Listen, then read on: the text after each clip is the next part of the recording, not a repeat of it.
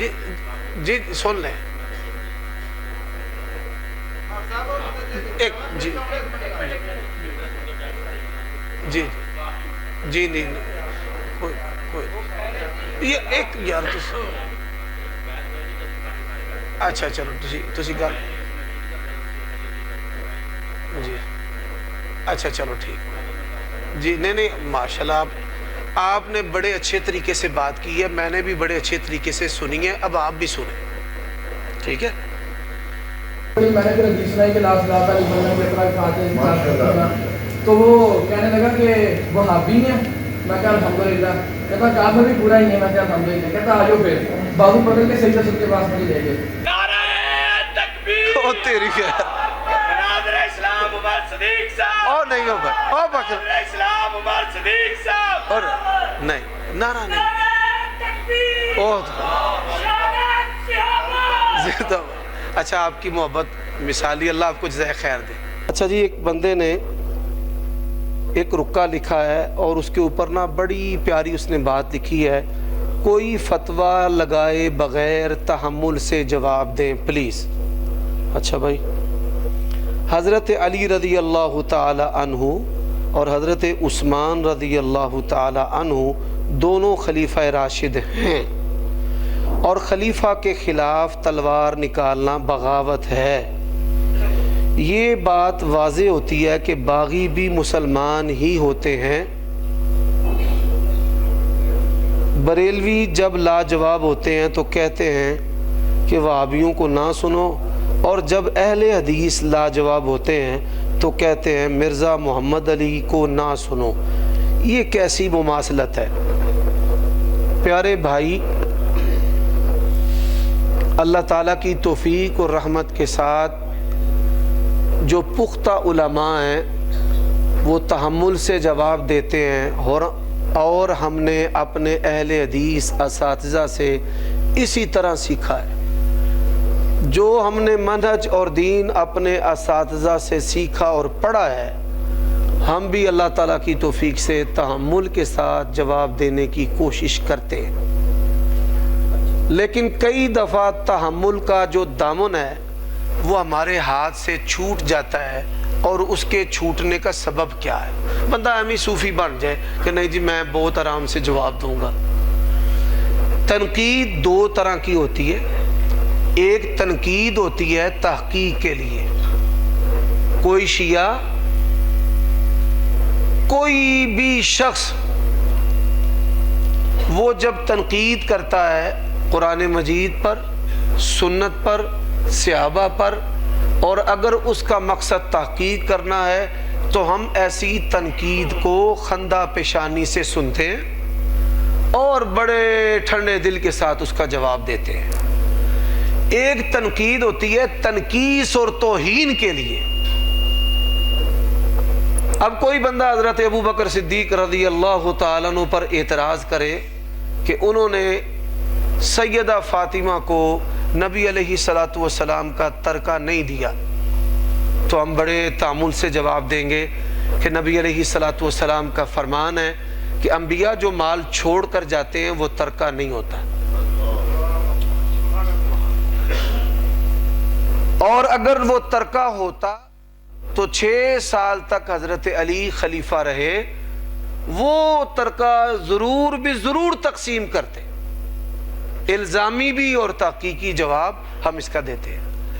لیکن اگر کوئی شخص یہ بات کہہ کر حضرت ابو بکر صدیق رضی اللہ تعالیٰ عنہ کو نعوذ باللہ من ذالک ظالم کہے یا باور کروانے کی کوشش کرے، تو اس وقت ہمارے ایمان کا تقاضا جواب نہیں ہے، ہمارے ایمان کا تقاضا جو ہے وہ سختی ہے۔ بات کی سمجھ آئی؟ جی، پہلی تو بات یہ ہے۔ دوسری بات، اختلاف جو ہے صحابہ کرام کا، یہ اختلاف جو ہے دین اور ایمان کی بنیاد پر نہیں ہے۔ پہلے میرے بھائی اس بات کو سمجھ لیں، حضرت علی اور حضرت معاویہ کا جو اختلاف ہے وہ دین اور ایمان کا اختلاف نہیں ہے۔ آپ کہہ سکتے ہیں کہ بھئی اس کی دلیل کیا ہے؟ نبی علیہ الصلوۃ والسلام نے فرمایا قیامت تب تک قائم نہیں ہوگی میری امت کے دو گروہ آپس میں لڑے نہ، تب تک قیامت قائم نہیں ہوگی، دونوں کا دین ایک ہے، دینہما واحد، مسلم شریف کی حدیث ہے۔ تو حضرت علی اور حضرت معاویہ دونوں کے گروہ کا جو دین اور ایمان ہے وہ ایک ہے، یہ نبی علیہ السلام کا فرمان ہے۔ پہلی تو بات یہ ہے کہ آپ اس بات کو سمجھیں کہ حضرت علی اور معاویہ کے درمیان اختلاف کیا کفر و شرک کا تھا؟ کیا ان کے درمیان جو ہے وہ اختلاف ایمان اور غیر ایمان کا تھا؟ جبکہ دونوں کے دین کو ایک قرار دینے والی ہستی کون سی ہیں؟ جناب محمد الرسول اللہ صلی اللہ علیہ وسلم۔ دوسری حدیث، نبی علیہ السلام نے حضرت حسن کے بارے میں کہا ان ابنی ھذا سید، میرا یہ بیٹا حسن جو ہے نا یہ سردار ہے، مسلمانوں کے دو گروہوں میں صلح کروائے گا۔ کتنے گروہوں میں؟ کافروں کے، مسلمانوں کے؟ مسلمانوں کے دونوں گروہوں میں۔ اب اگر یہ کفر اسلام حق و باطل کی جنگ ہوتی تو میں پوچھتا ہوں کہ حضرت حسن تو رسول اللہ صلی اللہ علیہ وسلم کے حضرت علی اور فاطمہ کے تربیت یافتہ تھے، وہ کیا کبھی حضرت معاویہ کے ہاتھ پر بیعت کرتے؟ اگر یہ دین کی لڑائی ہوتی حضرت حسن نے حضرت معاویہ کے ہاتھ پر بیعت کی۔ اب صلح ہو گئی، کیا ہو گئی بھائی؟ بولے، صلح ہو گئی۔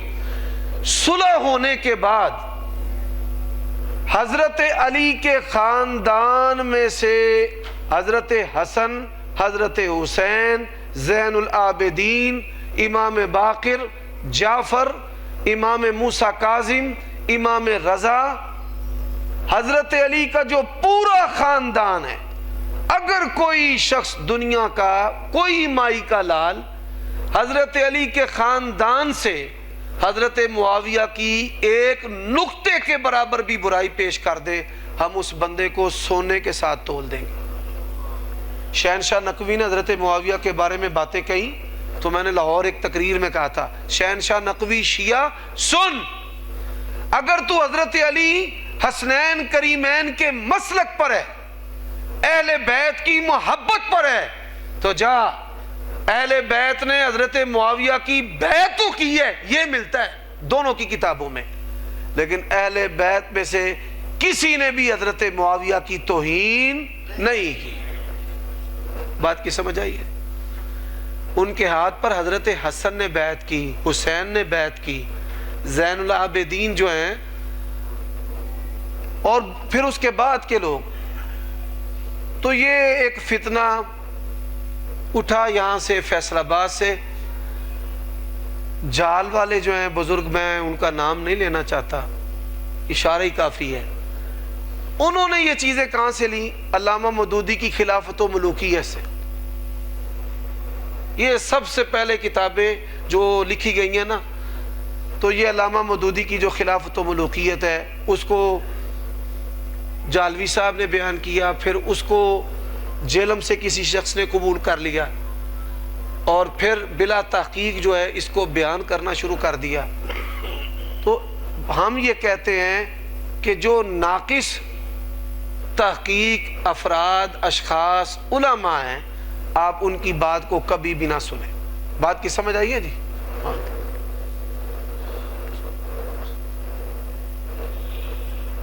ایک صحابی نے مال غنیمت سے چادر چرائی تھی تو نبی صلی اللہ علیہ وسلم نے فرمایا جہنم میں گھسیٹا جا رہا ہے، اور جہاں اجتہادی غلطی کے نام پر لاکھوں صحابہ شہید کروا دیے گئے، اور اللہ کا فرمان ہے مسلمان کا خون مسلمان پر حرام ہے۔ بخاری کی حدیث 2812 اور 4108 کی تشریح کرتے وقت اہل حدیث علماء کی زبان لڑکھڑا کیوں جاتی ہے، اور یہ حدیثیں مرزا پلمبر بقول علماء کرام سے پہلے کیوں چھپائی گئی امت سے؟ بھائی یہ جس نے رکا لکھا ہے، اللہ تعالیٰ کی توفیق سے میں ابھی اس کا رد کرنے لگا ہوں، اللہ کے فضل و کرم سے نہ زبان لڑکھڑائے گی نہ سوج لڑکھڑائے گی۔ دور دور رہتے ہیں، آپ سے گزارش ہے، میں تو مشائخ پیارے علوی صاحب اور بڑے بڑے جو علماء ہیں یہاں کے، میں تو ان کے طلباء کا جو ہے خوشاچین ہوں، تو میں آپ سے گزارش کرتا ہوں آپ میرے پاس آئیں گجرانوالہ میں، جب تک چاہیں قیام کریں، آپ کی خدمت، مہمانی، رہنا، سونا، کھانا ہمارے ذمہ۔ اب میں اس حدیث کا جواب دینے لگا ہوں بھائی، یہ حدیث جو ہے صحیح بخاری کی 28-12 کیا ہے، میں اس کو پڑھنے لگا ہوں تاکہ آپ یہ نہ کہہ سکیں کہ آپ نے بھی بات گول گول کر دی۔ نبی علیہ السلام نے فرمایا، ہائے عمار، تجھے ایک باغی گروہ قتل کرے گا، آپ ان کو جنت کی طرف بلائیں گے اور وہ جو ہیں وہ آپ کو آگ کی طرف، نار کی طرف بلائیں گے۔ اب یہ حدیث بیان کرنے کے بعد حضرت معاویہ رضی اللہ تعالی عنہ اور ان کے گروہ کو نعوذ باللہ جہنمی بنانے کی یا کہنے کی جسارت کی جاتی ہے۔ سمجھ آئیے جی؟ اب اس سوال پر میں 2 باتیں عرض کرنے لگا ہوں۔ صحابہ کرام کا جو اختلاف ہے یہ اس نوعیت کا اختلاف ہے جیسے اللہ کے نبیوں میں اختلاف ہو جاتا ہے۔ قرآن مجید میں ایک ہی مقدمہ کے بارے میں حضرت سلیمان کا فیصلہ اور ہے اور حضرت داود کا فیصلہ اور ہے، پہلی بات۔ اب حضرت موسیٰ علیہ السلام نے چھڑاتے ہوئے جو مارنے والا تھا اس کو تھپڑ مارا، بندہ مار گیا، صحابی سے بھی قتل ہوا ہے نا۔ اب صحابی ہے تو بندہ چڑھ دوڑے، اور نبی، کیا کسی کے اندر جرأت ہے نعوذ باللہ کہ حضرت موسیٰ علیہ السلام کو قاتل کہہ سکے، یا وہ یہ کہے کہ حضرت موسیٰ نے جہنمیوں والا عمل کیا ہے؟ بھئی بندہ مارنا جنتی عمل تو نہیں ہے نا، بندہ مارنے سے بندہ کدھر جاتا ہے؟ بولیں جہنم میں۔ کیا کوئی مائی کا لال حضرت موسیٰ علیہ السلام کے بارے میں یہ بات کہہ سکتا ہے؟ کیوں نہیں کہہ سکتا؟ آمن الرسول بما انزل الیہ من ربہ والمؤمنون کل آمن باللہ وملائکتہ وکتبہ ورسلہ۔ اب میرے ساتھ پڑھے، لا نفرق بین احد من رسلہ۔ عزت میں اللہ کے نبیوں کے درمیان کوئی فرق نہیں ہے۔ یہ شور آنا شروع ہو گیا جی اسپیکر کے اندر، اس کو ذرا صحیح کر دیں۔ اصولی بات یہ ہے کہ تمام انبیاء کا احترام ہے، تو جب یہ اصول طے ہے تو اس کے بعد نبی سے کوئی بھی خطا ہو جائے اس نبی کی توہین کی اجازت نہیں، کیونکہ وہ خطا کس کی حکمت کا تقاضا ہے؟ اللہ کا۔ اب یوسف علیہ السلام کے بھائیوں کے بوروں کے اندر پیالہ چھپایا گیا۔ کیا چھپایا گیا؟ اور پیالہ، پہلا تو کام ہوا چھپانے کا، اور دوسرا کام ایوہ العیر انکم لسارقون، او قافلے والو تم چور ہو۔ کوئی بندہ نعوذ باللہ حضرت یوسف کو جھوٹا کہہ سکتا ہے؟ سبحان اللہ، اللہ کے وارے وارے جائیں۔ اللہ نے کہا یوسف ایوہ الصدیق، یہ اس کی حکمت ہے۔ یہ کیا ہے؟ اس کی حکمت ہے۔ صحابہ کرام کے درمیان بھی جو اختلاف ہے، میں کھل کر بات کرنے لگا ہوں، صحابہ سے لغزشیں ہوئیں، اس سے بھی بڑا لفظ بولتا ہوں، ان سے خطائیں ہوئیں، اور بھائی میں اس سے بھی بڑا لفظ بولنے لگا ہوں، ان سے گناہ بھی ہوئے۔ اگر یہ کام نہ ہوتے تو کبھی بھی قرآن مجید کی آیات نازل نہ ہوتی۔ یا ایھا الذین آمنوا لا تقربوا الصلاۃ لا تقربوا الصلاۃ وانتم سکارى لن تنالوا البر حتى تنفقوا مما تحبون۔ تو جو شریعت کے احکام ہیں اس کی 2 قسمیں ہیں۔ پہلی قسم ہے سبب سے حکم نازل ہوتا ہے، دوسری قسم ہے بغیر سبب کے حکم نازل ہوتا ہے۔ اگر صحابہ کرام سے خطائیں گناہ نہ ہوتے تو اللہ کی قسم ہے کبھی بھی قرآن مجید پورا نازل نہ ہوتا۔ کبھی بھی دین اسلام مکمل نہ ہوتا۔ ایک اور طریقے سے بات کو سمجھاتا ہوں، جس نے سوال کیا ہے اس کو۔ ہم یہاں پر جتنے بھی افراد بیٹھے ہیں، ہمارے ماں باپ کی لڑائیاں ہوتی ہیں، کیونکہ میاں بیوی ایک رشتہ ایسا ہے، ان کی لڑائی بھی بڑی ہوتی ہے اور ان کی پیچ سمجھتے ہیں نا، یعنی انہاں دی محبت بھی بڑی ہے۔ اب آپ میں سے کبھی کسی نے یہ جرت کی ہے تواڈے والد صاحب جو تواڈی والدہ محترمہ نوں گالاں ٹھپ دے ہون تے دھمکیاں دیندے ہون، میں تینوں گھروں کڈ دینا، ٹر جا، مینوں شکل نہ وکھا، میں تینوں فارغ کر دینا۔ اور ساریاں دے پیو ہی انج آندے نے کہ نہیں آندے؟ لیکن کیا ہمیں ان کی توہین کی اجازت ہے؟ کوئی بندہ اپنے باپ کی توہین کر سکتا ہے؟ میں آپ کو ایک بات سناتا ہوں، ہمارے ایک قریبی رشتہ دار میاں بیوی لڑ پڑے، اولاد جوان تھی۔ اب باپ اپنی بیوی کو نا دھمکا رہا ہے، گالیاں دے رہا ہے۔ پتر اٹھیا، انہوں نے کہا ابا، ماں نے رکھ کے چپیڑ منہ تے ماری۔ اس نے کہا خبردار، باپ کے سامنے اپنی آواز کو بلند نہیں کرنا، وہ میرا خامد ہے، میرے ساتھ بات کر رہا ہے، تیرا باپ کو دھمکانا، اس کی طرف غصے سے دیکھنا، یہ مجھ ماں کو بھی گوارا نہیں۔ خبردار، تربیت۔ تو اسی طرح صحابہ کرام کے بارے میں اصولی بات ہے، صحابہ، تمام صحابہ کا احترام ہے۔ بولیے تمام، جس طرح نبیوں کا احترام ہے، ان کی خطاؤں کو موضوع سخن نہیں بنانا، اسی طرح تمام صحابہ کا احترام ہے، ان کی غلطیوں کو بھی موضوع سخن نہیں بنانا۔ اچھا کوئی بندہ کہہ دے مولوی صاحب اپنی تحقیق ساٹھتے ٹھوک چلے ہو، مصنف ابن ابی شیبہ، حضرت علی کا قول ہے، بخاری مسلم کی شرطوں پر صحیح ہے، 24 کیرٹ کے سونے کی طرح۔ ان سے پوچھا گیا حضرت معاویہ کے گروہ کا کیا بنے گا؟ اس نے بھی لکھا نا، اینے سے ابا شہید را دیتے، تو انہوں نے کہا قتلانا وقتلاہم فی الجنہ، میرے گروہ کے مقتولین اور حضرت معاویہ کے گروہ کے مقتولین کدھر ہیں؟ جنت میں۔ سیاہی پھیر کے رکھ دیا تمہارے چہروں پر حضرت علی کی اس بات نے، بے بس کر کے رکھ دیا آپ لوگوں کو۔ حضرت علی کے خاندان نے کبھی بھی حضرت معاویہ کی برائی نہیں کی۔ ایک گندی اولاد کتھوں آ گئی ہے، صلح تو بعد بھی۔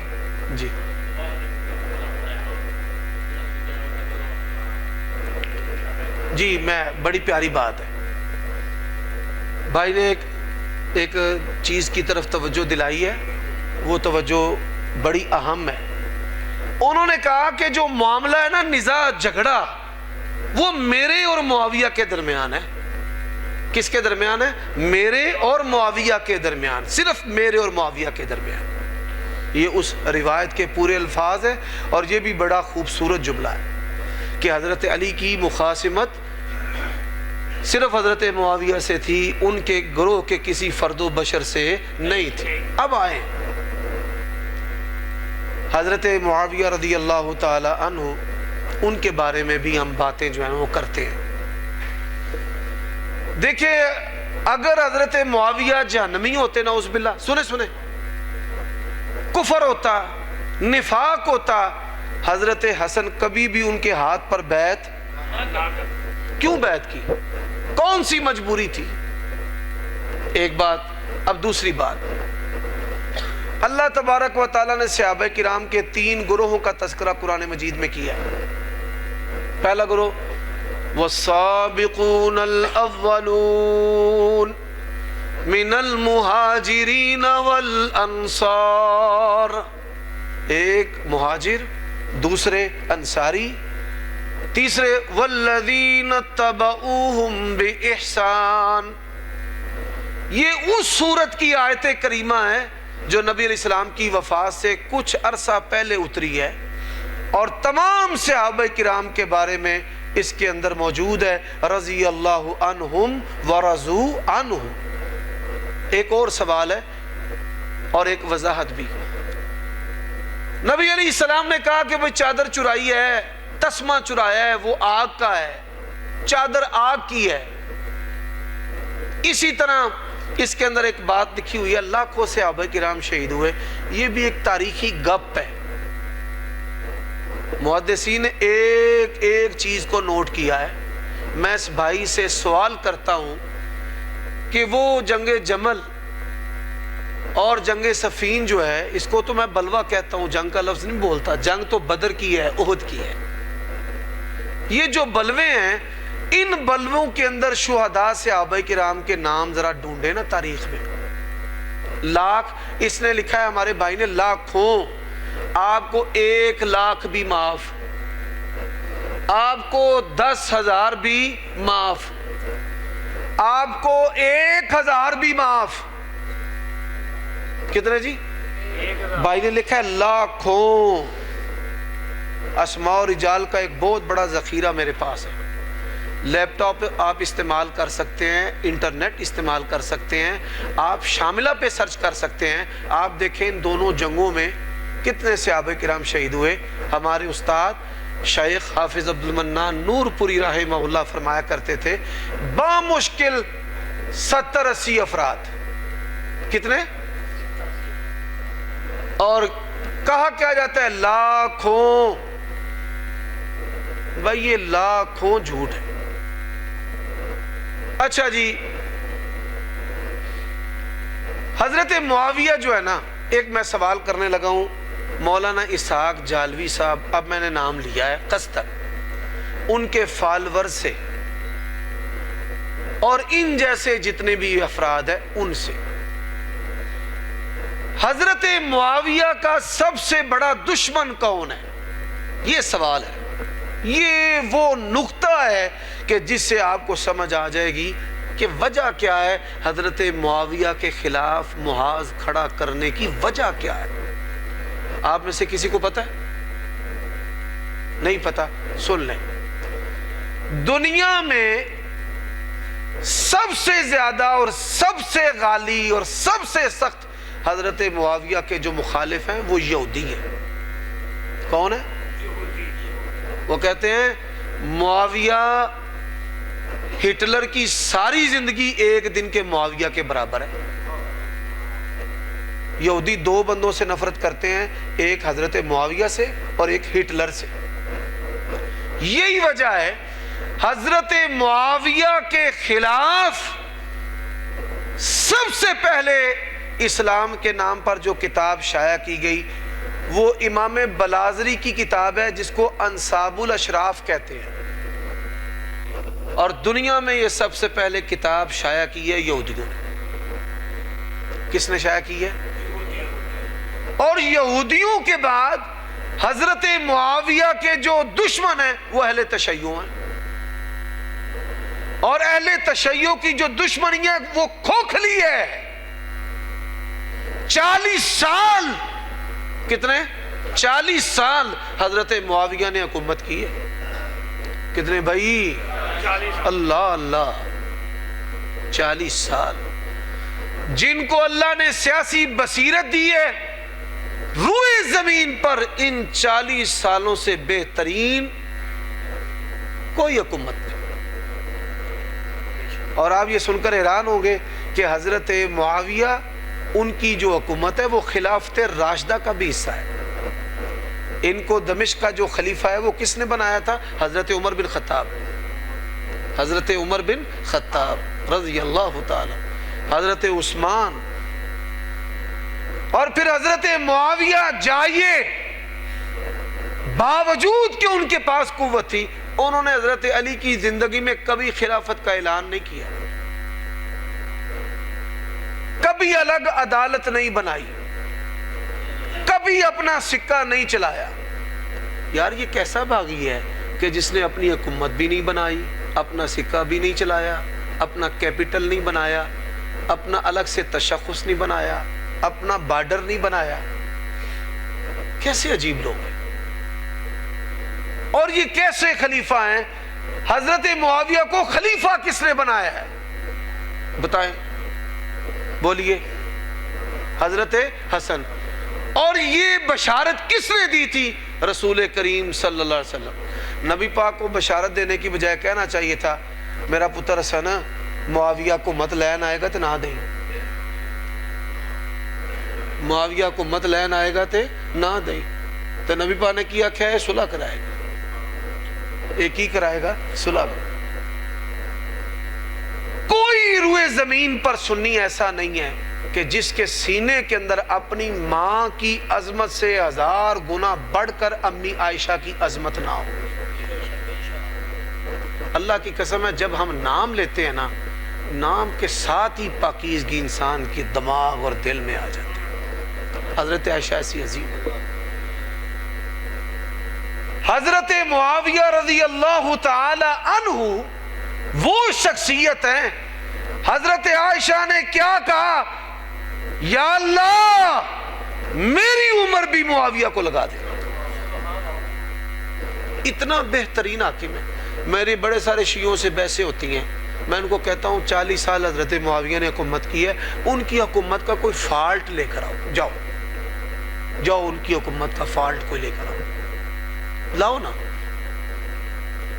آپ شیعہ سے کہنا حضرت ابوبکر صدیق کی خلافت کا کوئی فالٹ لاؤ، حضرت عمر بن خطاب، یار تم کہتے ہو وہ اقتدار کے عریض تھے، حضرت عمر کا پیٹ کٹا ہوا ہے، بیٹا کوئی عام نہیں، اللہ کے نبی کے دور میں صحابی نہیں جی، صرف حضرت عبداللہ ابن عمر محدث بھی مفتی بھی، اور ایسی شخصیت تھے اپنے بیگانے سب خارجی بھی ان کا احترام کرتے تھے، عبداللہ بن عمر کا۔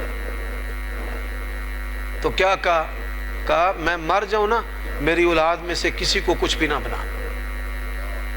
اگر وہ اقتدار کے رئیس ہوتے تو آندے بھائی میرا پتر بڑا قابل ہے، میرے مرن تو بعد انہوں خلیفہ بنا لیا جائے۔ وہ ایسی عظیم ہستیاں۔ اچھا پھر ایک اور بات سنو، کسی صحابی کو حضرت ابو بکر، عمر، عثمان، علی، طلحہ، زبیر، بدری، کسی صحابی کو اتنی دعائیں کسی نے نہیں دی جتنی دعائیں رسول اللہ نے حضرت معاویہ کو دی۔ کیا ہو گیا یار؟ اللہ کے لیے اپنی سوچ کو مثبت کریں، صحابہ کا احترام کریں، اور حضرت معاویہ رضی اللہ تعالیٰ عنہ ان کی اہمیت آپ ایک اور بات سے بھی سمجھ جائیں۔ دین کی کئی روایات ایسی ہیں، حضرت معاویہ کے علاوہ پوری امت میں رسول اللہ صلی اللہ علیہ وسلم سے اس بات کو کوئی اور بیان نہیں کرتے۔ اگر حضرت معاویہ کو چھوڑ دیا جائے نا، دین اسلام ناقص ہو جائے گا۔ یہ ہر آج کوئی شیعہ سنی پڑتا ہے انما الاعمال بالنیات، انما الاعمال، ایک ہی صحابی نے اس کو بیان کیا رسول اللہ سے، کون ہے؟ ان عمر بن الخطابی۔ ایک شیعہ نا ایک جلسہ میں اور وہ اکٹھے تھے تو کہے انما الاعمال بالنیات، پڑھی جائے 3-4 آڑیوں نے 5 آڑی پڑھ چھڑی، تقریر مکائی نا، میں کہا اس روایت نو رسول اللہ تو کن نے بیان کیتا لے ہنا ذرا، کوئی دنیا کا صحابی، کوئی اہل بیت کا فرد رسول اللہ سے اس روایت کو بیان نہیں کرتا سوائے عمر بن خطاب۔ دین کے اندر کئی حدیثیں ایسی ہیں حضرت معاویہ کے علاوہ کوئی بھی ان حدیثوں کو بیان نہیں کرتا۔ آمین۔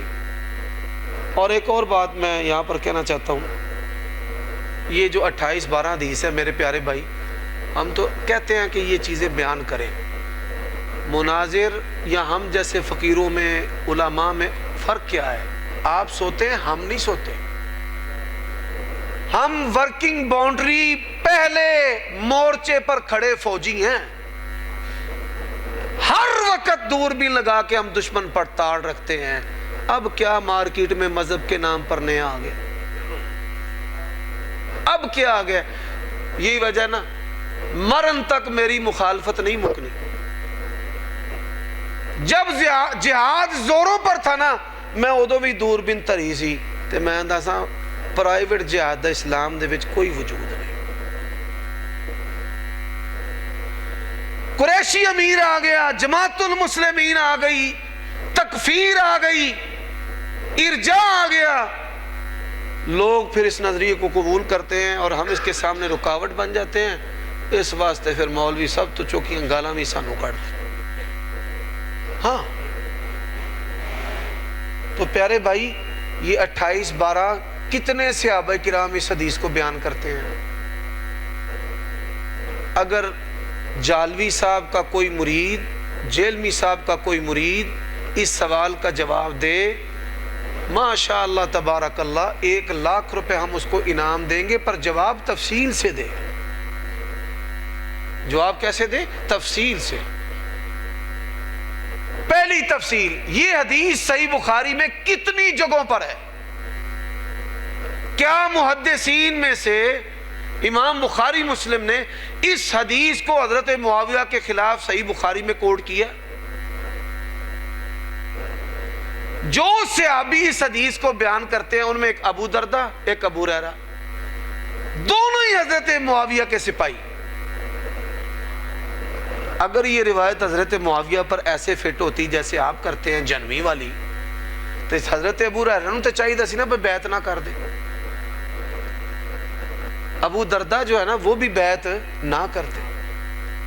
ابو دردہ صرف بیعت ہی نہیں کی, بعض صحابہ کرام کو یہ شرف حاصل ہے کہ ان کی روایت سے رسول اللہ کی روایت لی گئی. یعنی صحابی سے بیان کرتا ہے, پھر صحابی رسول اللہ سے بیان کرتا ہے. حضرت ابو دردہ نے کئی مرفوع روایتیں حضرت معاویہ رضی اللہ تعالیٰ عنہ کے واسطے سے رسول اللہ سے بیان کی. وہ صرف حاکم ہی نہیں سمجھتے تھے, وہ سچا, ثقہ اور متقن سمجھتے تھے. ایک بندے نے حضرت عبداللہ ابن عباس کو نا شکایت لگائی, یہ حاکم تھے نا, تو کس نے عبداللہ ابن عباس کو شکایت لگائی, پتا چلے جی حضرت معاویہ کی آندے نے. انہوں نے کہا کی آندے نے؟ اے آندے نے وطر ایک کے. فرمایا انہو لفقیہ, حضرت معاویہ نے بات کی ہے, اہم ہی بات نہیں, وہ فقیہ صحابی ہے. اللہ سمجھنے کی توفیق دے.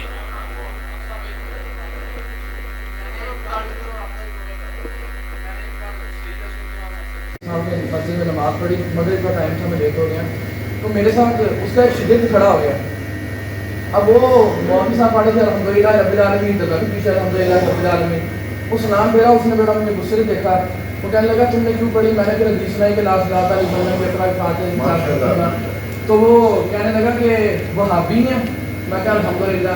کہتا کافر بھی پورا ہی ہے. میں کہا الحمدللہ. کہتا آجو پھر بازو پکڑ کے سجدہ سب کے پاس مجھے لے گئے. تو وہ تب کافر بھی پورا ہے, کافر بھی پورا ہے, تو وہابی بھی پورا ہے. وہ مجھے سجدہ سے کے بعد لے گئے تھا, سجدہ سے زندہ تھا. تو مجھے کہنا سن, نبی نے فرمایا حضرت عمر نے نماز کرائی. بندہ کہنے لگا میں آپ کے پیچھے کچھ پڑھ سکتا ہوں, میرے ذہن میں کیا بات کر رہے. وہ کہنے لگے سب کو پھر بھائی گھر میں نماز پڑھا کرو, کان نہ کہیں مارو, تو گدے نہیں مارے. اور پھر وہ مجھے کہنے اچھا چلے جی, ان کی مہربانی ہے, انہوں نے, اللہ آپ کو جزائے خیر دے. کیا نام ہے آپ کا؟ دیکھیں جی, ہمارا مخالف جو ہے وہ ہمیں یاد رکھے اور سخت لفظوں سے یاد رکھے, تو الحمدللہ یہ حق گوئی اور ہمارے دلیل کے وزنی ہونے پر ثبوت ہے. نعرہ تکبیر. او تیری خیر, برادر اسلام عمر صدیق صاحب. او نہیں ہو بھائی, او بکر, برادر اسلام عمر صدیق صاحب. اور نہیں, نعرہ نہیں, نعرہ تکبیر. او شہادت صحابہ. زیادہ. اچھا آپ کی محبت مثالی, اللہ آپ کو جزائے خیر دے, بات سمجھے. اچھا ایک بات یاد رکھیں, امام بخاری رحمہ اللہ محمد بن اسماعیل, انہوں نے کتاب لکھی ہے جز القراء. امام کے پیچھے سورۃ فاتحہ پڑھنا واجب ہے, سورۃ فاتحہ پڑھنا واجب ہے. اور یہ کتاب اردو ترجمے کے ساتھ اور شیخ زبیر علی زئی رحمہ اللہ کی تحقیق کے ساتھ چھپ چکی ہے. ہارڈ کاپی میں بھی مل جاتی ہے, انٹرنیٹ سے بھی مل جاتی ہے سافٹ کاپی میں, آپ اس کو خرید کر پڑھیں. اور امام بخاری رحمہ اللہ نے صحیح بخاری میں چیپٹر قائم کیا ہے, باب ہے تمام نمازوں میں, وہ جاری ہوں, وہ آہستہ آواز سے ہوں, سفر میں ہوں، حضر میں ہوں، تمام نمازوں میں امام کے پیچھے سورۃ فاتحہ پڑھنا کیا ہے؟ واجب ہے۔ اور یہ جو حدیث ہے لا صلاۃ لمن لم یقرأ بفاتحۃ الکتاب، اس حدیث کے ساتھ انہوں نے استدلال فرمایا ہے۔ اس کو آسانی کے ساتھ آپ صحیح بخاری اور جز القراءت سے دیکھ سکتے ہیں۔ رہی بات وہ حنفی ہیں، اور حنفی جو ہے وہ تقلید کرتا ہے، اور تقلید پر پھر ایسا پختہ کہ آیت اور حدیث چھوڑ دیتا ہے لیکن اپنے امام کے مذہب کو نہیں چھوڑتے۔ لیکن کئی حنفی امام جو ہیں وہ امام کے پیچھے سورۃ فاتحہ سری نمازوں میں پڑھنے کے قائل ہیں۔ اور مولانا عبداللہ شیخ پوری رحمہ اللہ، ان کا ایک مناظرہ مباحثہ ہوا مولانا یونس نعمانی کے ساتھ، دونوں اللہ کی بارگاہ میں پیش ہو چکے ہیں۔ حافظ عبداللہ شیخ پوری رحمہ اللہ نے کہا کہ میں کہتا ہوں جو سورۃ فاتحہ نہیں پڑھتا اس کی نماز نہیں ہوتی۔ نعمانی صاحب آپ کہیں کہ جو سورۃ فاتحہ پڑھتا ہے اس کی نماز نہیں ہوتی۔ لیکن سعید اسد صاحب جو ہے آخری زندگی ان کی جو ہے وہ کافی بدل چکی تھی، شدت نکل چکی تھی، دیوبندیوں اور اہل حدیثوں کے بارے میں انہوں نے اپنا گوشہ جو ہے وہ نرم کر لیا۔ یہ بڑی مستحسن اور بہتر بات ہے۔ جی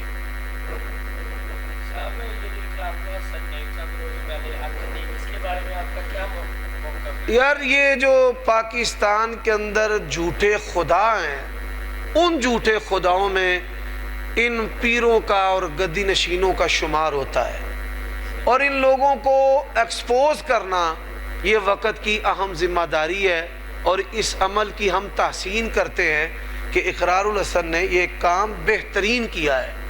اور ایسے جتنے بھی لوگ ہیں جو شعبدہ بازیوں سے لوگوں کا ناحق مال کھاتے ہیں، ان کو ایکسپوز کرنا چاہیے اور لوگوں کو خبردار کرنا چاہیے کہ وہ ان جیب اور ایمان کے ڈاکوؤں سے بچیں۔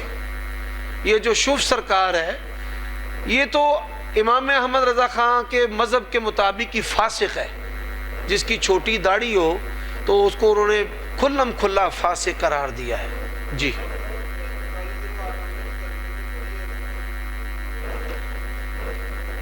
آپ وہ بھائی نے کہا ہے کہ حدیث 4808 ہم نے پڑھی ہے، اس کے بارے میں کنفیوژن ہے، وہ بھی دور کر دیں۔ جو آپ کو بات تنگ کرتی ہے آپ بالکل کھلم کھلا اس کا اظہار کریں۔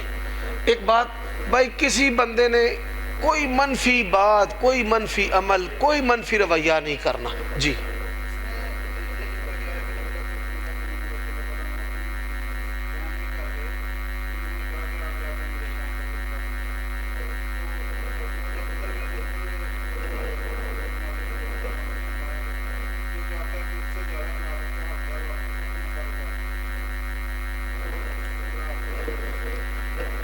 یہ کوئی اس میں عیب والی بات نہیں ہے کہ بھائی جو بندہ سمجھتا ہے کہ وہ خلافت کا مجھ سے زیادہ حقدار ہے وہ اپنا سر اٹھائے۔ تو عبداللہ ابن عمر کہتے ہیں کہ میرے ذہن میں اپنے والد کا یا اکابرین کا علم یا ان کے نام آئے لیکن میں نے مصلحتاً پیش نہ کیے۔ دیکھیں دونوں کی باتیں درست ہیں۔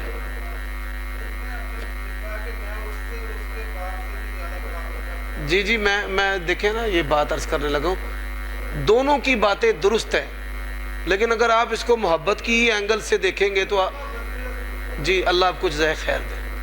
دیکھیں ایک بات سمجھ لیں، اگر اس دور میں اور ان حالات میں حضرت معاویہ سے زیادہ کوئی حقدار ہوتا، اگر حضرت معاویہ سے کوئی زیادہ حقدار ہوتا تو حضرت حسن کس کو بناتے؟ حضرت معاویہ کو خلیفہ کس نے بنایا ہے؟ بولیے یار ایک نہیں جی سن لیں ایک جی نہیں کوئی یہ ایک یار اچھا چلو تسی گل جی اچھا چلو ٹھیک جی. نہیں ماشاءاللہ آپ نے بڑے اچھے طریقے سے بات کی ہے, میں نے بھی بڑے اچھے طریقے سے سنی ہے, اب آپ بھی سنیں, ٹھیک ہے. آئے پہلے اس بات کو سمجھ لیں, خلافت کا شریعت نے کوئی ایک طریقہ مقرر نہیں کیا, پہلے آپ اس بات کو سمجھیں. پھر جب یہ بات سمجھ جائیں گے پھر آپ کے لیے معاملہ اور کھل جائے گا.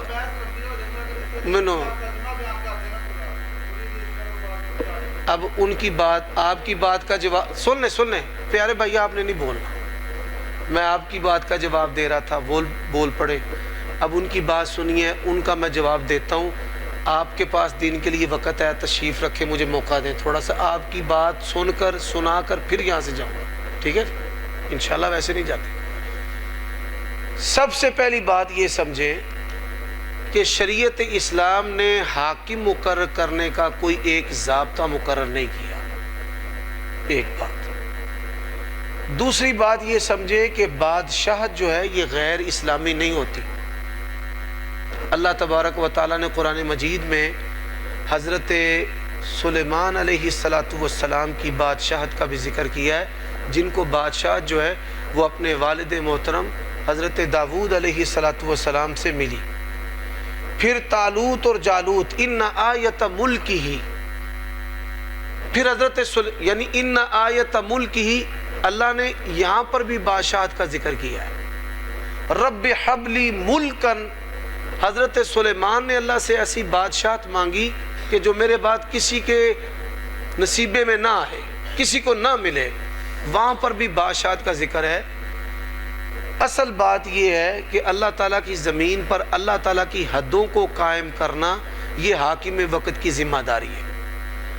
خلافت اور بادشاہت, ان دونوں طریقوں سے زمین پر اللہ تعالیٰ کا جو نظام ہے وہ قائم کیا گیا اور قائم کیا جا سکتا ہے.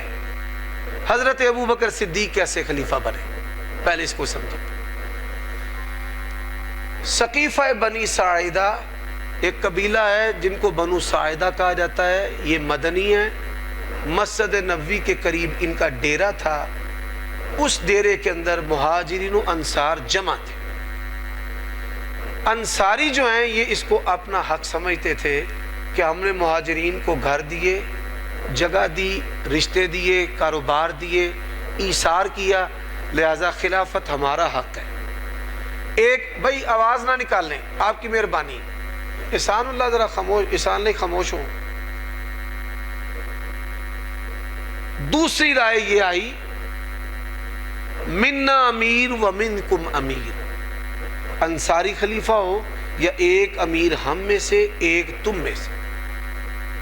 ابو بکر صدیق رضی اللہ تعالیٰ نے حدیث سنائی, اللہ کے نبی نے فرمایا خلیفہ وقت جو ہے یہ قریشی ہوگا, الائمۃ من قریش. اور انصاریوں کے بارے میں کہا انتم وزراء, تم وزیر مشیر تو بن سکتے ہو لیکن تم امام ریاست کے خلیفہ نہیں بن سکتے. پھر کیا ہوا, قریشیوں میں سے کون؟ حضرت ابو بکر صدیق رضی اللہ تعالیٰ عنہ نے کہا عمر بن خطاب جو ہے نا بڑے مضبوط جگرے والے ہیں, ان کو بنا لو. حضرت عمر رضی اللہ تعالیٰ عنہ نے کہا انظروا من احبونا الی رسول اللہ صلی اللہ علیہ وسلم فبایعوہ, یہ دیکھو کہ ہم سب میں سے بڑھ کر نبی علیہ السلام کا محبوب کون ہے, آپ اس کی بیعت کریں. تو لوگ جو ہیں انہوں نے حضرت ابوبکر صدیق رضی اللہ تعالی عنہ کی بیعت کرنا شروع کر دی. اب یہاں پر کنفیوژن پہلی پیدا ہوئی کہ علی بن ابی طالب نے ابو بکر صدیق رضی اللہ تعالی عنہ کی بیعت نہیں کی. یہ کنفیوژن ہے, قدیم دور میں بھی تھی, اب بھی ہے. حافظ ابن کثیر رحمہ اللہ نے صحیح سند کے ساتھ البدایہ میں ایک روایت نقل کی ہے کہ جب یہ توہم یا تصور یا خیال منشور ہو گیا, پھیل گیا, نشر ہو گیا, تو حضرت علی رضی اللہ تعالیٰ عنہ نے اعلانیہ طور پر ابو بکر صدیق رضی اللہ تعالیٰ عنہ کی بیعت کی اور کہا کہ میں پہلے بھی خلیفہ ان کو مانتا تھا، اب بھی ان کو مانتا ہوں. یہ الفاظ ہیں. تو جمہوری شورائی طریقے سے ان کا انتخاب ہوا اور پھر اس پر صحابہ کرام کا اجماع ہو گیا. یہی وجہ ہے کہ علی بن ابی طالب سے پوچھا گیا نبی علیہ الصلوۃ والسلام کے بعد افضل کون ہے؟ انہوں نے فرمایا ابو بکر. محمد بن حنفیہ کا یہ قول ہے. پھر پوچھا گیا کون؟ فرمایا عمر. پھر پوچھا گیا آپ؟ انہوں نے عاجزی کرتے ہوئے کہا میں تو ایک عام مسلمان بندہ ہوں، میرا کیا شمار ہے. لیکن وہ بڑے عظیم انسان تھے. حضرت عمر خلیفہ کیسے بنے؟ حضرت ابو بکر صدیق بیمار ہوئے، بخار چڑھا اور وہ فوت ہو گئے. انہوں نے اپنی زندگی میں عمر بن خطاب کو مقرر کر دیا. کیا کر دیا؟ مقرر کر دیا. پھر اس کے بعد حضرت عمر جب خنجر لگنے سے زخمی ہوئے تو انہوں نے دو باتیں کہی. پہلی بات کہ اگر ابو عبیدہ بن جراح زندہ ہوتے تو میں ان کو حاکم بنا دیتا. دوسری بات 6 افراد کی کمیٹی بنائی. کتنے افراد کی؟ 6 افراد کی کمیٹی بنائی. ان میں کون کون سے 6 نام ہیں؟ عبد الرحمن بن عوف رضی اللہ تعالیٰ عنہ، طلحہ، زبیر، سعد، عثمان بن عفان، علی بن ابی طالب. یہ 6. 3 بندے وڈرا کر گئے. 3 بندے میدان میں رہے. عبد الرحمن بن عوف جو ہیں، عبد الرحمن بن عوف حاکم بنے، ثالث سرپنچ، اور پھر حضرت علی اور عثمان کے درمیان جس کے حق میں فیصلہ کر دوں دوسرا اس کی بیعت کرے گا. انہوں نے کہا جی ٹھیک.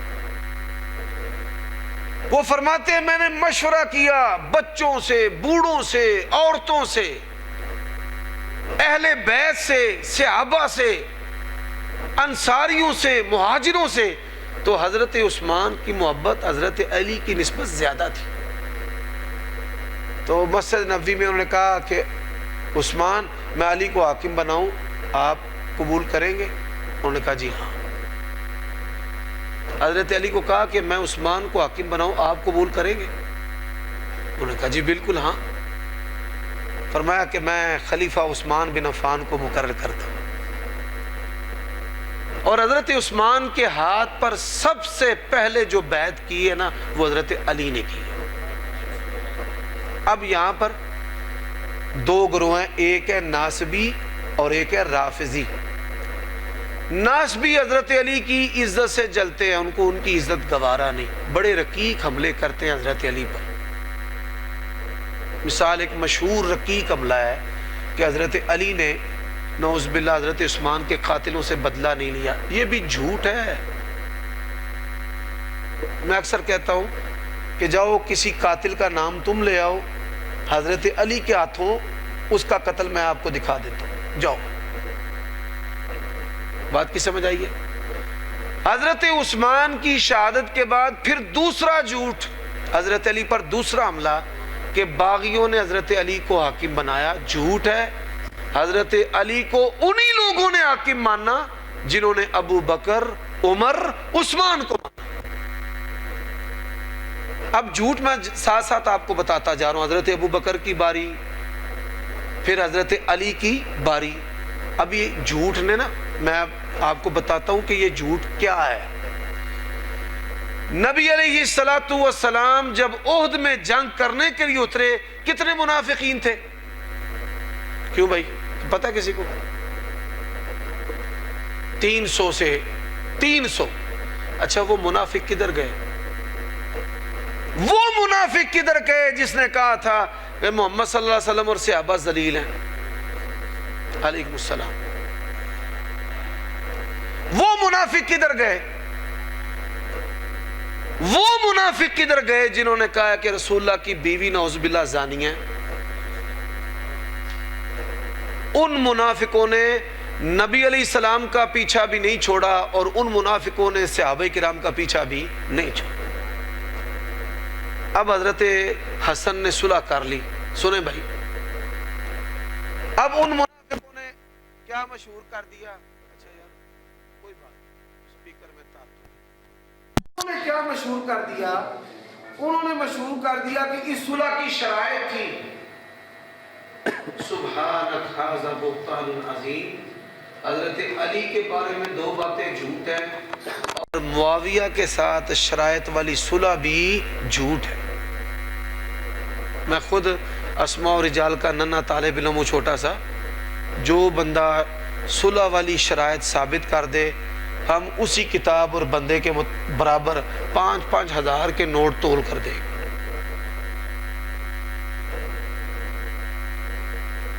مجھے بتائیں نا کہ کوئی خلافت جو ہے لوگوں نے چھوڑی ہے؟ نہ حضرت ابو بکر کی خلافت کو چھوڑا، نہ حضرت عمر کی خلافت کو چھوڑا، نہ حضرت عثمان کی خلافت کو چھوڑا، نہ حضرت علی کی خلافت، بلکہ رسول اللہ کو بھی نہیں چھوڑا۔ اللہ کے نبی کو کیا کہا؟ اے دل عدل کر۔ اب کتنے بدبخت ہیں وہ لوگ، کلمہ بھی آپ کا پڑھیں اور آپ کو عدل کرنے کا کہیں، نعوذ باللہ۔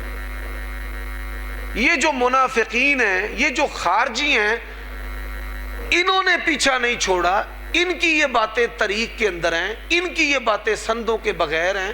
اللہ کے بندو، سند دین ہے، اگر سند کے بغیر آپ ان باتوں کو قبول کرو گے تو پھر نبی علیہ السلام کی شخصیت اور ذات اور نبوت اور رسالت جو ہے وہ باقی نہیں بچے گی۔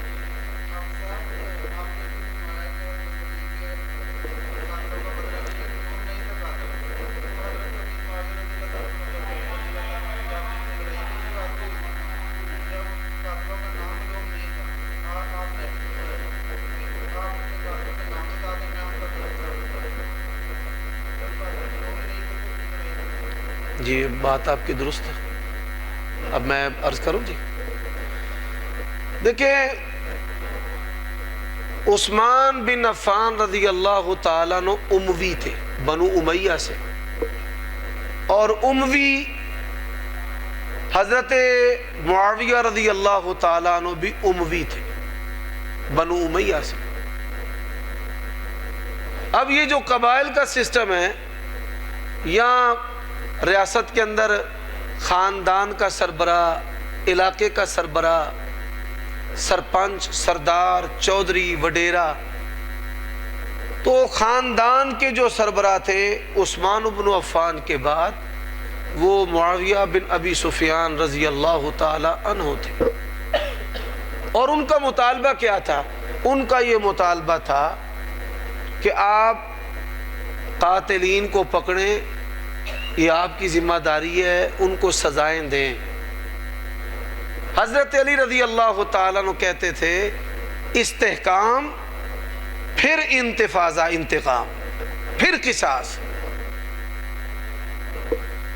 خلیفہ راشد کے ساتھ ہماری ساری ہمدردیاں ہیں، ہمارے عقائد کی کتابوں میں لکھا ہوا ہے کہ حضرت علی رضی اللہ تعالیٰ عنہ کے مقابلہ میں حضرت معاویہ خطا پر تھے، لیکن یہ خطا دین کی نہیں، ایمان کی نہیں، دین ایمان رسول اللہ نے ان کا ایک قرار دیا ہے۔ پہلے اس بات کو سمجھیں، یہ خطا جو ہے یہ سیاسی امور میں ہے، سیاسی امور میں، اور سیاسی امور میں آراء کا مختلف ہونا، اس کی وسعت دین اسلام کے اندر موجود ہے۔ اب حضرت معاویہ کا مطالبہ تھا آپ پکڑیں حضرت علی، بلکہ بعض روایات کے اندر آتا ہے استنادی حالت ان کی جو ہے نا وہ مشکوک ہی ہے۔ ایک تاریخی جملے کے طور پہ میں بیان کرنے لگا ہوں، یا اخبار کی خبر سمجھ لیں اس کو، کہ ایک دن حضرت علی نے ان کو کہا کہ کون ہے قتل کرنے والا حضرت عثمان کا؟ تو ساروں نے ہاتھ کھڑے کر دیے۔ حالات ایسے تھے کہ جن کا ادراک کلی نہ حضرت معاویہ کو ہو پا رہا تھا اور نہ ہی حضرت علی رضی اللہ تعالی عنہ پورا جو یقینی تحکم ہے ان حالات کے اندر جما سکے۔ اور یہ وہ باتیں ہیں کہ جن کو پیشین گوئی کے طور پر رسول اللہ نے بیان کیا ہے. ایسا ہونا ہی ہونا تھا. جب ایسا ہونا ٹھہر چکا تھا تو اللہ کے نبی علیہ الصلوۃ والسلام آپ نے پھر ایسی باتیں کہیں کہ جس سے امت آپس میں دست و گریباں نہ ہو, گروہ بندیاں نہ بنے معاویہ اور حضرت علی کے نام پر. اس لیے رسول اللہ نے فرمایا دونوں کا دین ایک ہے. اس لیے رسول اللہ نے کہا ہے حسن صلح کرائے گا. اس لیے رسول اللہ صلی اللہ علیہ وسلم نے کہا ہے کہ میرے صحابہ کو برا نہیں کہنا. اب دیکھیں نا, بعض لوگ حضرت علی کے بارے میں کہتے ہیں کہ ان کے اندر نا اقتدار کی حرص و ہوس تھی, نعوذ باللہ. حضرت عباس حضرت علی کے چچا نے حضرت علی سے کہا کہ چلو نبی علیہ الصلوۃ والسلام سے چل کر کچھ لکھوا لیں, اپنے بارے میں خلافت و سیادت لکھوا لیں. حضرت علی نے فرمایا نہیں, میں نے نہیں لکھوانی. وہ تو اس مزاج کے آدمی تھے. پھر کچھ لوگوں نے حضرت عثمان اور حضرت علی پر یہ بھی اعتراض کیا کہ یہ کیوں سیاست کے لیے اپنے آپ کو جو ہے نا وہ انہوں نے کھڑا کر دیا, پیچھے کیوں نہیں ہٹے. بھائی انہوں نے رسول اللہ صلی اللہ علیہ وسلم سے کچھ ایسا سن رکھا تھا جس سے وہ سمجھتے تھے کہ آنے والے وقت میں یہ پیشین گوئی ہم پر پوری ہونی ہے. جیسے نبی علیہ السلام نے فرمایا کہ اللہ تجھے ایسی قمیض پہنائے گا, لوگ اتارنے کی کوشش کریں گے اور آپ نے اس کو اتارنا نہیں ہے. یعنی یہ وہ چیزیں تھی. حضرت معاویہ کہتے ہیں رسول اللہ نے مجھے کہا کہ اگر اللہ تجھے حاکم بنائے نا, اللہ کے نبی نے جب سے یہ بات کہی نا میرے دل کے اندر یہ بات آ گئی کہ کہیں نہ کہیں اللہ نے مجھے ضرور بنانا ہے. نبی علیہ الصلوۃ والسلام نے ایمن تو نہیں کہہ دیا.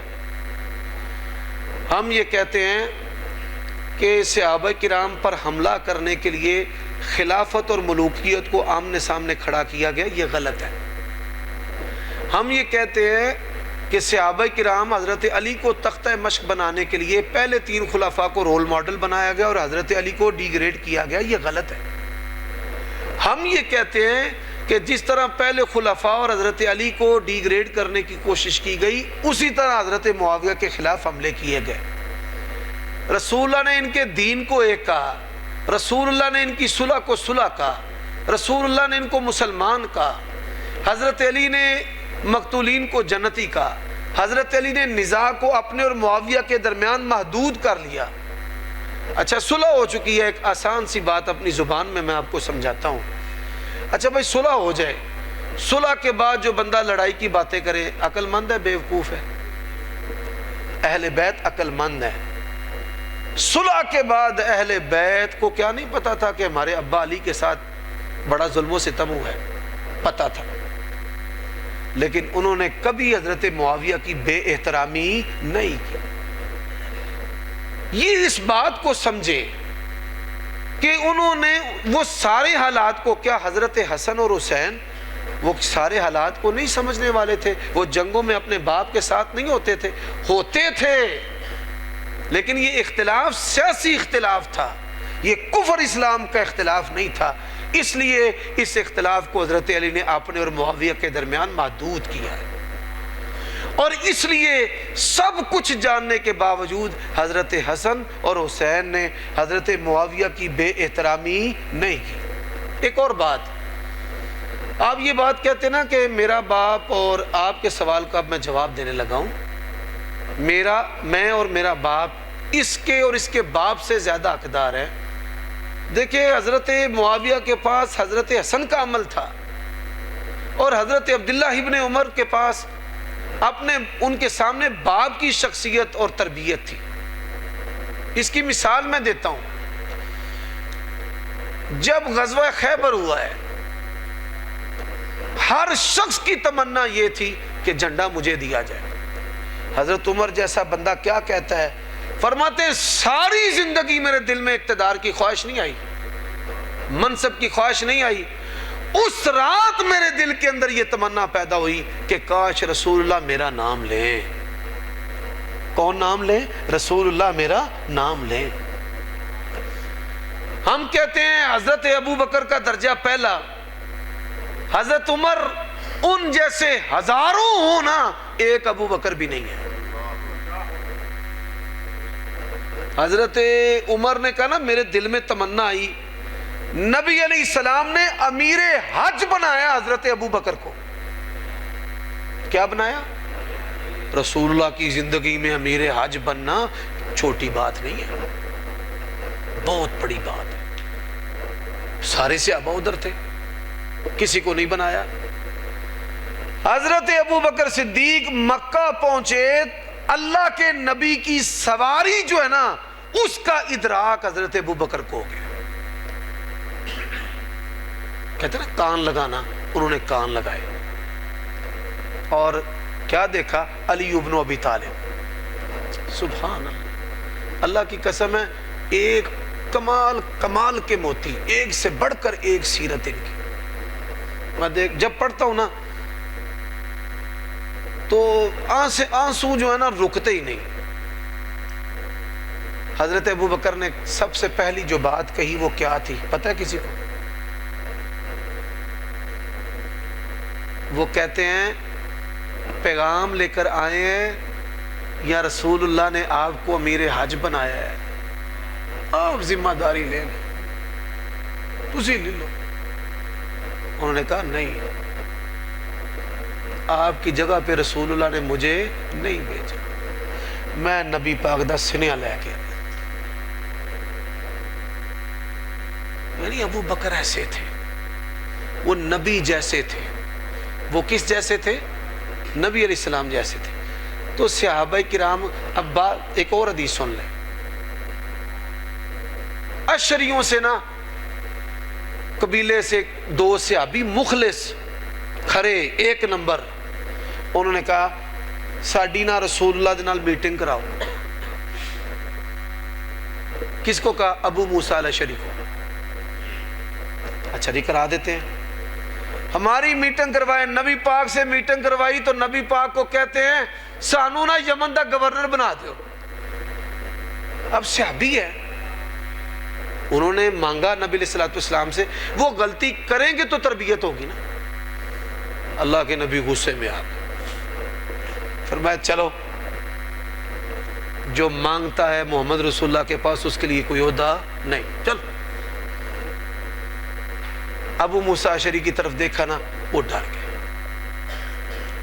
کہتے ہیں مجھے ڈر ہوا نبی علیہ السلام ڈانٹیں گے، آپ نے فرمایا چل میں نے تجھے یمن کا گورنر بنا دیا۔ وہ کہتے ہیں یا رسول اللہ میں تو کر ہی نہیں سکتا۔ فرمایا بغیر مانگے جس کو ملتا ہے نا اللہ اس کی مدد کرتا ہے، چل تو جا۔ تو صحابہ کرام میں بعض ذمہ داریاں مانگنے والے بھی تھے، بعض اپنے آپ کو دوسروں سے بہتر سمجھنے والے بھی تھے۔ بات کی سمجھ آئی ہے جی؟ سبحانک اللہم ربنا و بحمدک۔